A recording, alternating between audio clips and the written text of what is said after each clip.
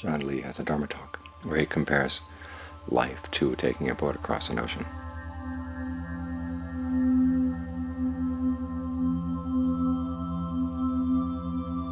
And the problem out in the ocean is there's no fresh water. For most of us, meditation is like stopping in a port, picking up some fresh water, putting it in the boat. And then we go out to sea, and then we discover that we've run out of water. And so we have to go back to port. And as a result, we don't get very far. And if we're not careful, the winds will blow us away from the coast, and we find ourselves without any water at all.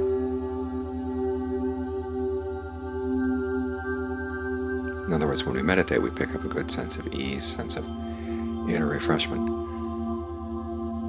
It's like stocking up on water, and then we take it out and we pour the water all over the place. Then we have to come back, meditate some more, get some more water, back and forth like this. We never really stock up on enough water that we really need. So the trick is not to pour the water out. What this means is learning how to maintain your center with the breath inside the body, even when you go outside and deal with other people.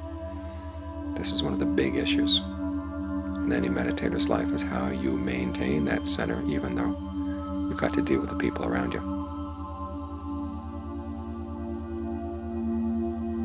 John Lee has another passage where he compares the meditator's mind to starting out with concentration. You make the mind one, and then you turn it into zero. Now when you have zeros, there are two things you can do with it. Either you can put them in front of numbers, which they have no meaning at all. You don't read them. They don't count. Or you put them after other numbers, in which case 1 turns into 10, and then 100, then 1,000, 10,000. If the zero gets put after, you always suddenly find yourself with lots of issues. But if the zero gets put first, no matter how many zeros you have, they don't add anything, any burden to the mind at all.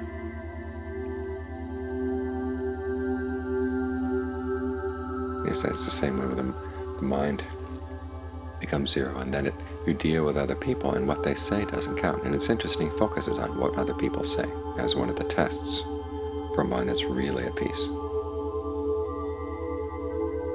The Buddha has a similar one in one of the Dhammapada verses. He says, when other people say harsh things to you and you don't reverberate like a cracked gong, he said that's a good test that you've attained true peace of mind. It might seem strange.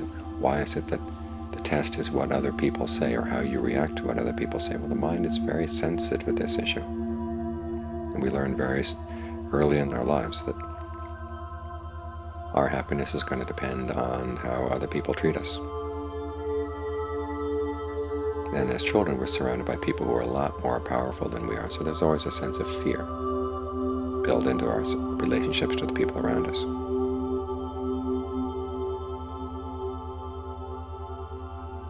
And so we start getting sensitive to other people's moods, sensitive to what they might do, what they might say. And our center of gravity goes outside, because we're afraid of them. And we try to put up a wall outside ourselves to protect ourselves from them. What happens is that our sort of psychic center of gravity gets moved outside the body. And if you've ever taken any martial arts classes, you know if your center of gravity is outside your body, you're in bad shape. You're in a weak position.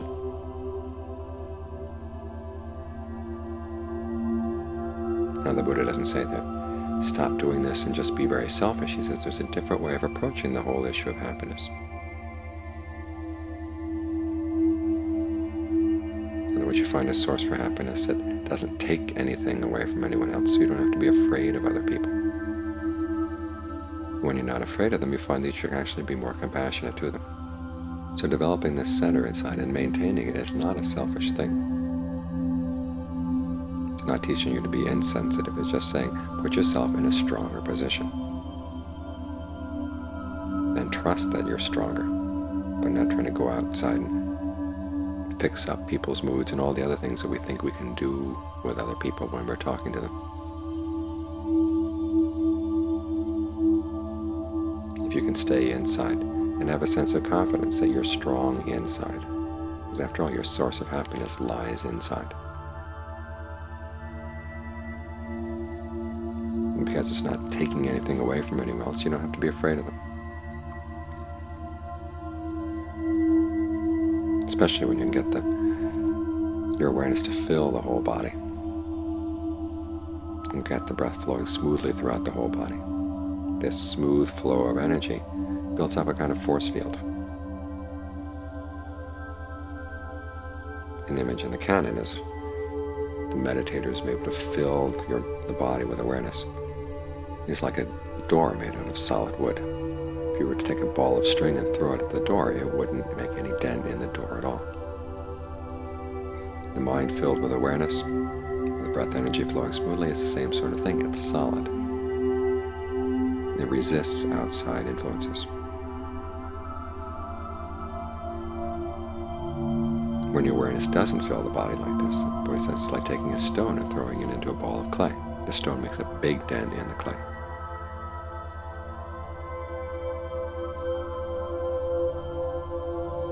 In other words, you're in a weak position and you intuitively know you're in a weak position, so you scramble around and try to build up all sorts of defenses, and so much energy gets spent in the defenses and the energy is outside the body, so it knocks you off balance.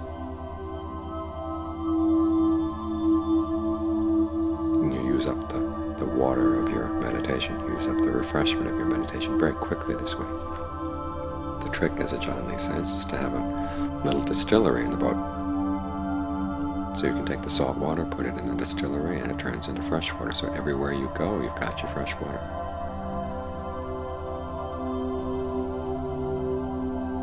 In other words, no matter where you go, you're right here, centered in the body. Awareness filling the body.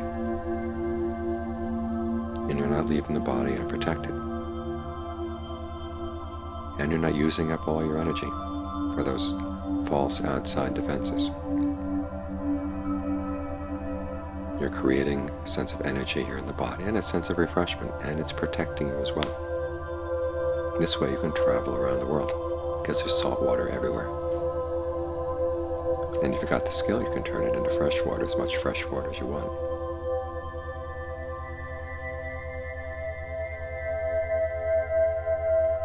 So as you leave meditation, it's important that you watch to see how does the mind move, how does it go flowing out your eyes and ears and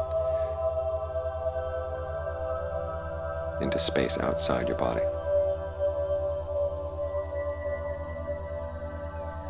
And if you catch it and bring it back in, how is it going to complain? There's going to be a sense of fear, a sense of uncertainty about the whole thing of trying to stay inside. You feel, in the beginning you may feel unprotected.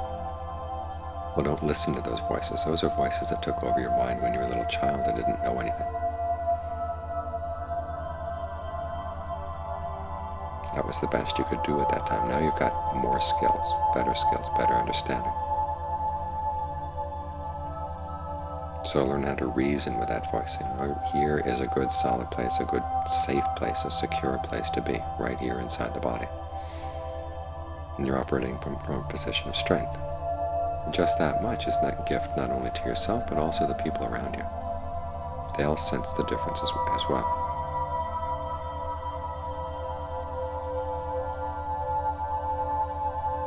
And it makes your interactions a lot easier.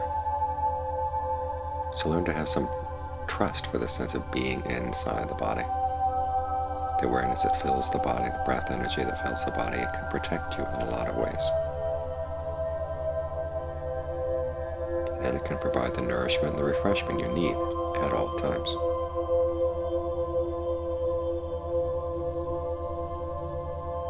And a momentum develops in the practice.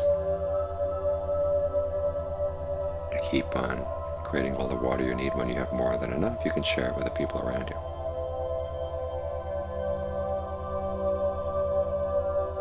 And your sense of what it means to be refreshed grows deeper and stronger.